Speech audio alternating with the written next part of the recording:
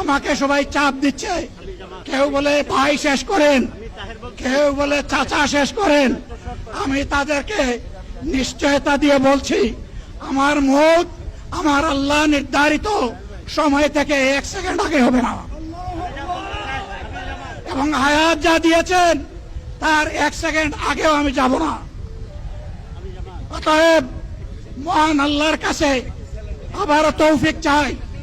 আপনাদের কাছে যে কষ্ট হয়েছে, আপনারা, আমি তো এখানে শান্তিতে বসাচ্ছিলাম আর চতুর্দিকে শুধু দৃষ্টি বুলাচ্ছিলাম, কি কষ্ট হচ্ছে আমার ভাইদের। প্রিয় ভাইরা, এই কষ্ট আল্লাহর জন্য।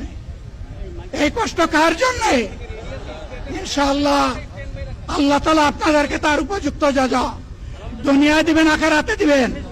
আপনাদের এই ত্যাগের বিনিময়ে নতুন বাংলাদেশ আমরা পেয়ে যাব। আসুন সেই নতুন বাংলাদেশের জন্য একবার স্লোগান দিয়ে শেষ করি, নারায়ে তাকবীর। আসসালামু আলাইকুম ওয়া রাহমাতুল্লাহ।